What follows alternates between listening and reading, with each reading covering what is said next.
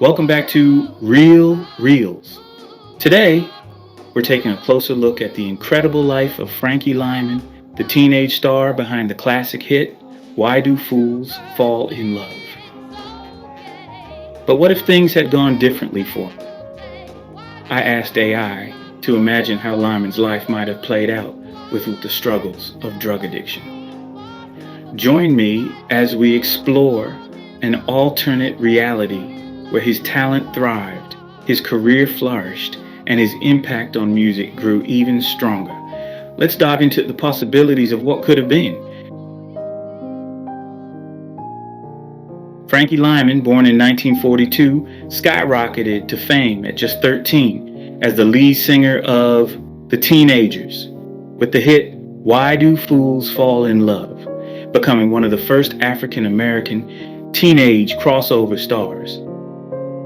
Despite early success, Lymon's career faltered as his voice changed and music trends shifted, leading him into a downward spiral of heroin addiction. His personal life was marked by legal battles, multiple marriages, and financial instability. On February 27, 1968, he died of a heroin overdose at 25. Many may be familiar with his story through the 1998 film Why Do Fools Fall in Love, which highlights his tumultuous relationships and tragic life. Though his time was brief, Lymon's influence on doo-wop, rock, and R&B remains significant, and his legacy endures as a cautionary tale about early fame and addiction. Now, let's step into an alternate reality where Frankie's addiction wasn't a factor. Without drug addiction, Frankie Lymon could have continued to capitalize on his early success. At just 13, he was already a pioneer of doo-wop and a crossover artist who influenced the emergence of rock and roll. Had he maintained his health and focus, he likely would have transitioned into more mature music as his voice changed. This transition was a challenge for Lymon in real life, as his youthful falsetto was a key part of his appeal. However, without addiction derailing his career, he might have reinvented himself, similar to artists like Michael Jackson or Stevie Wonder, who managed to adapt and thrive after childhood fame. As Frankie Lymon aged and his voice matured, he would have moved away from the teen-oriented doo-wop sound that made him famous. He might have experimented with various styles, adopting a more soulful, mature vocal tone, similar to contemporaries like Sam Cooke or Otis Redding. His teenage heartthrob image would evolve, and by the 1960s, Lymon could have become a dynamic R&B performer. He might have embraced a more socially conscious style, with hits reflecting the growing civil rights movement.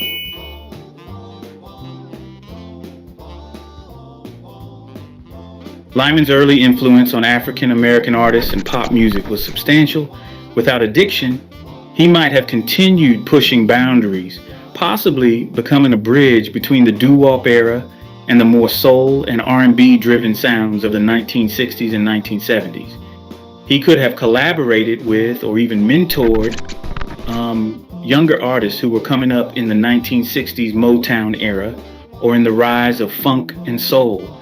His voice, songwriting skills, and early success with the Teenagers would have cemented him as an enduring figure in R&B and pop. In the 1960s, Motown was at its peak, and given Lymon's early success, it's possible that Berry Gordy would have sought him out to join the label. Picture Lymon recording alongside stars like Smokey Robinson, Diana Ross, and Marvin Gaye, bringing his distinctive voice and experience into the Motown mix. He might have even written songs for others, potentially becoming one of Motown's core songwriters. Perhaps he'd collaborate with Stevie Wonder or The Temptations, giving his career new momentum. And much of Lymon's later life was marked by financial difficulties, which were exacerbated by his addiction. Without that burden, he likely would have made better financial decisions, preserving more of the wealth he generated. He could have taken advantage of the music industry's growth through the 1960s, possibly becoming a more significant entrepreneur or music executive, similar to how Berry Gordy built Motown. He might have fought harder for his royalty or signed more favorable contracts, ensuring long-term financial security.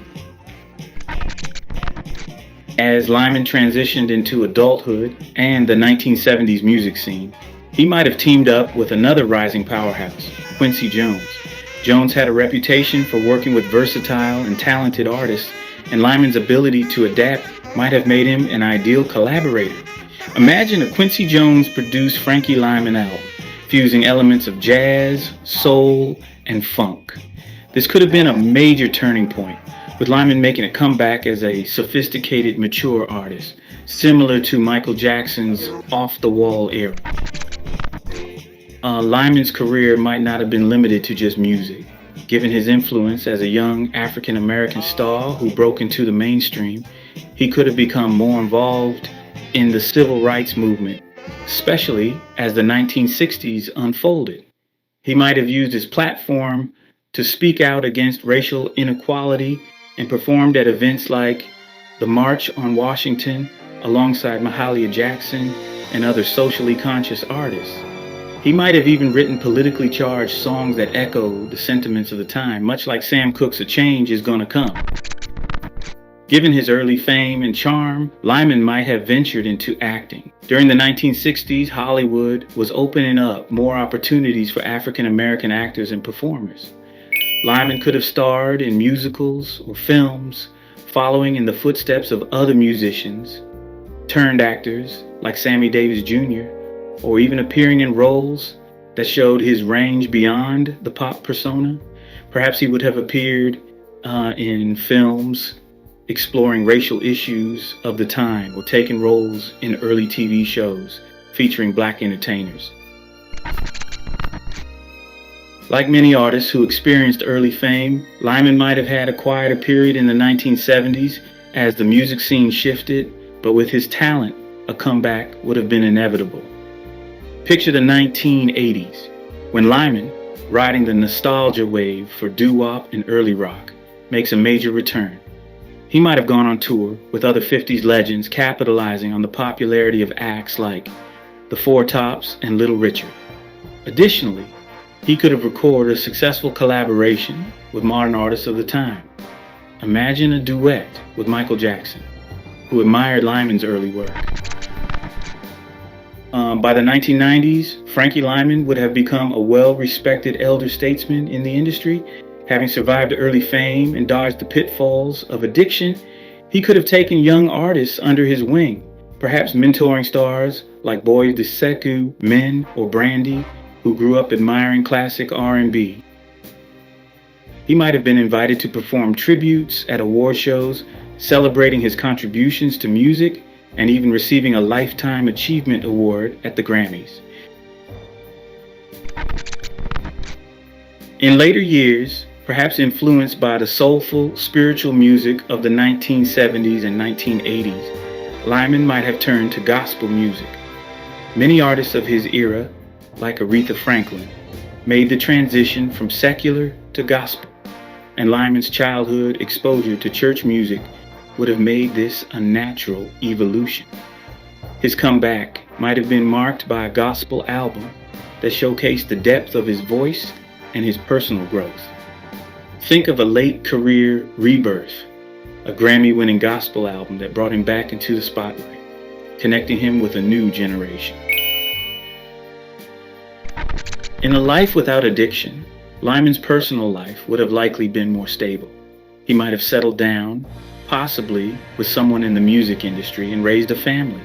Without the chaos of addiction, his relationships would have been less tumultuous, and he could have enjoyed a quiet, dignified retirement, eventually becoming an ambassador for the Rock and Roll Hall of Fame. His legacy as one of the first teenage crossover stars, a pioneer of doo-wop, and an R&B legend would have been secured. By the time of his passing, likely in his 70s or 80s, Frankie Lymon would have been celebrated as a true music icon, leaving behind a vast catalog of hits that spanned decades. His induction into the Rock and Roll Hall of Fame, multiple Grammy Awards, and influence on generations of musicians would have cemented his place in history.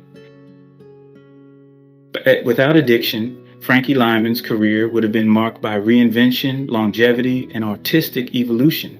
He would have transitioned from a teenage heartthrob to a mature soul artist, collaborating with industry giants like Motown, Quincy Jones, and later artists like Michael Jackson. Lymon's involvement in civil rights, his foray into acting, and even a potential turn to gospel music in later years would have added layers to his life story. As a mentor to younger generations and a pioneer of Black crossover success, his cultural impact would have been enormous. He likely would have become a respected elder figure in the music industry, celebrated for his contributions until the end of his life. Well, thanks for hanging out with me. If you enjoyed exploring Frankie Lymon's story and the alternate life we imagined, I'd really appreciate it if you could give this video a thumbs up and subscribe for more content like this. Oh, yeah. I'd love to hear what you think. Did you find this interesting? Let me know in the comments if you want to see more videos like this. Your feedback really helps me out. Until next time, take care.